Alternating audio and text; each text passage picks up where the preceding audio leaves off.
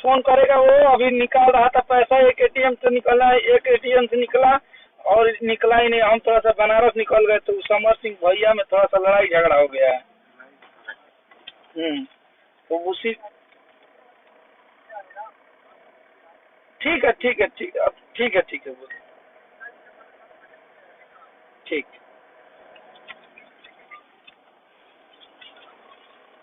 Hello नमस्कार प्रणाम, आप सब कैसन बनिया और जरूरी विषय वस्तु पर लाइव आवे के पड़ल आप सबसे।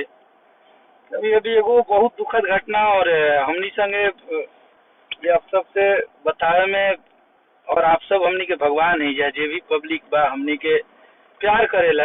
अभी खेसारी भैया के शूटिंग चलत रहा फिल्म के बनारस में, और भोजपुरी के बहुत बढ़िया एगो का तो सुपरस्टार समर सिंह जी बानी। अभी 150 लड़का लेके वहाँ के और खेसारी भैया के मारे खातिर वहाँ के शूटिंग पे पहुंचल रही है। आप सब के हाथ में निर्णय बा कि मान लीजिए वो इंसान के साथ कितना, और यहाँ पे जातिवाद की लड़ाई खेली जा रही है। तो आप लोग प्लीज ये बात के आप सबसे आके बतावल सबसे बेहतर लागल है, और आप सबसे बतावल हम सही समझ नहीं आए। जैसे कि शेर मर्द जौन होला न कह के सामना करे रहे, अगर मर्दानगी होके मर्द आदमी लड़े खातिर कह के लड़ेला, ठीक बा। और लड़े वाला जौन इंसान होला ना कह के लड़ेला कि हेजा आवतनी, ई ना कि केहू काम करता सब कोई चुप बा, 500 लड़का ले जाके आ वजह देखावे लगी अपन गुंडाई, ठीक बा। तो मर्द हाथाना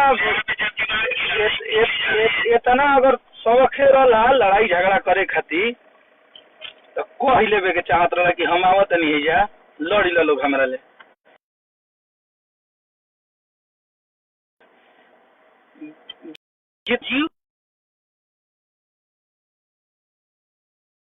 समर सिंह जी पहुंचल रही खेसारी भैया के कादू 150 लड़का गुंडा लेके मारे खातिर, कादू वहाँ के मारे खेसारी लाल यादव के जान से मार देव यहाँ के। तो ये आप सब के हाथ में फैसला बा, आप सब एक हिसाब करी जा। और बहुत ज्यादा देर खातिर हम लाइव नहीं आई, अगर वो मर्द उहे होला हम तो गीत गाँव नहीं, ठीक बा गीत गाँव नहीं होला, लेकिन मर्द आदमी उहे होला ना जे सामने से लड़ेला, सामने से कह के मर्द आदमी सामने से लड़ेला।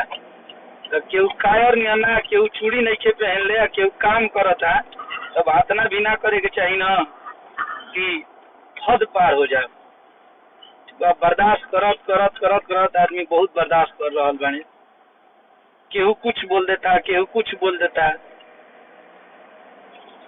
अब आप सबके एक फैसला करे के बा, और हमरा उम्मीद बा कि जितना भी खेसारी भैया के चाहे वाला बाने, प्यार करे वाला बाने, एक जवाब रुआ सबके देवे के बा, और उनका के कमजोर नहीं के होके देवे के ऐसे कि आप सब देख रहा बनी जा कि का चल रहा बा। एक फैसला रुआ सबके करे के बा, और ये फैसला के जौन रुआ सबके फैसला हुई है हमनी खातिर मंजूर बा। अगर उनको इस भोजपुरी में रहने का कोई हक नहीं है तो अब आप लोग बताइए। मान लो बनारस के तो भाई केहू अपना द्वार पर कुकुरो बाघ बनेला, तू आवत है बिहार शूटिंग करे, हम एजा गुंडा जुटा के घेरे लगी, ये कौन बात ना। भोजपुरी कलाकारी है, कलाकार खातिर, और भोजपुरी में प्यार से रहल जाला, प्यार लुटावल जाला, और गीत गौनई में लड़ाई झगड़ा ना होला। ना तो लड़का लोग तारे भीरी नहीं कन सब कोई भीरी बाड़े। अगर ई सिचुएशन रहे तो मतलब लेके खेसारी लाल यादव की टीम में काम करे वाला लोग माने उनके लिए चैलेंज करके लड़ी ली। तो बनारस पटना काल अगर तारा हिम्मत होके अब तू बहुत बड़ गुंडा हो गई बड़ा लोग, तो काल टाइम द लोग जहाँ भेंट करे के भेंट कर लिया ले आमने सामने। जितना गुंडागर्दी तू लोग दिखा रहा बड़ा,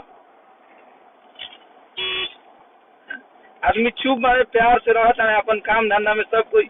अब लोग के प्रेम मिला था तो अकेले खेसारी लाल यादव के एक तरफा गाना बजा था, तो यही में तारा लोग के प्रॉब्लम बा है। अब कल लोग पहले लड़ाई झगड़ा